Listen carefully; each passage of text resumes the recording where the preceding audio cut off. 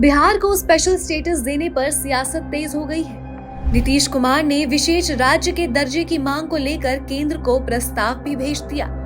अब सवाल है कि विशाल साम्राज्यों, शिक्षा के केंद्रों और संस्कृत का गढ़ रहा बिहार ऐसी हालत में क्यों और कैसे पहुंच गया? इसका जवाब आपको बिहार की सियासत पर पिछले 30 साल से राज कर रही लालू नीतीश की सरकारों से मिलेगा, जिन्होंने बिहार में मूलभूत विकास को भी नजरअंदाज कर रखा है। बिहार में एक तरफ जहां लालू के जंगल राज ने जनता का भरोसा तोड़ा, तो वहीं नीतीश सरकार में कमीशन खोरी के कल्चर ने भ्रष्टाचार को ऑर्गेनाइज कर दिया। अब हाल ऐसा है कि बिहार देश के सबसे गरीब राज्यों की सूची में शुमार हो गया है। बिहार के आर्थिक रूप से कमजोर होने के पीछे बिहार की सरकारें ही जिम्मेदार हैं। नीतीश कुमार का कहना है, यदि केंद्र सरकार द्वारा बिहार को विशेष राज्य का दर्जा मिल जाए तो वो बिहार के विकास से जुड़े सभी काम तेजी से पूरा कर लेंगे। ऐसा है तो नीतीश सरकार केंद्र के द्वारा दिया गया बजट वापस क्यों कर देती है?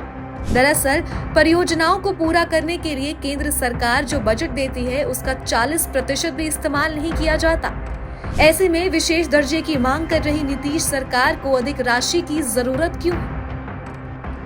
नीतीश सरकार का आरोप है कि केंद्र सरकार बिहार की मदद नहीं करती, इसलिए बिहार को अब विशेष राज्य के दर्जे की जरूरत है। लेकिन हकीकत ये है कि बिहार की सरकार स्थिति में नहीं है कि वो केंद्र सरकार से मिले बजट का इस्तेमाल कर सके।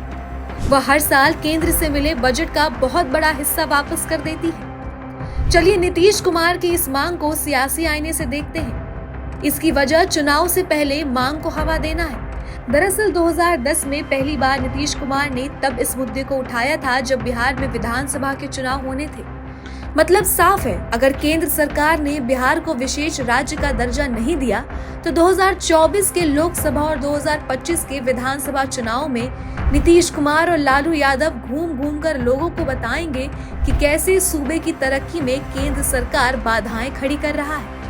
विशेष राज्य के दर्जे पर बात करने से पहले यह जानते हैं कि यह दर्जा किस आधार पर दिया जाता है। पहला, अगर किसी राज्य में पहाड़ी और दुर्गम इलाके का क्षेत्रफल ज्यादा हो तो उसे विशेष तरजीह दी जाती है।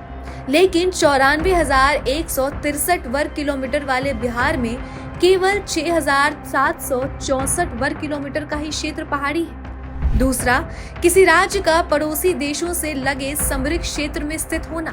यह प्रावधान जम्मू कश्मीर जैसे सीमावर्ती पर्वतीय राज्य के लिए है, जिसकी अंतर्राष्ट्रीय सीमाएं चीन और पाकिस्तान से लगती हैं। लेकिन बिहार पर यह प्रावधान लागू नहीं होता। तीसरा, अगर किसी राज्य में जनजातीय आबादी ज्यादा हो तो उसे विशेष राज्य का दर्जा देने पर विचार किया जाता है। बिहार पर ये नियम भी लागू नहीं होता, क्योंकि यहाँ की कुल आबादी का केवल 1.68% हिस्सा ही अनुसूचित जनजाति का है। चौथा, आर्थिक और आधारभूत संरचना में पिछड़ा होना। अगर इस मापदंड की बात करें तो बिहार वाकई में एक पिछड़ा राज्य है, लेकिन बिहार को इस हालात में पहुंचाने के लिए यहाँ की सरकारें ही जिम्मेदार हैं, जिन्होंने बिहार को आर्थिक रूप से मजबूत करने के लिए कोई मॉडल ही नहीं बनाया। बात आपकी, बात बिहार की।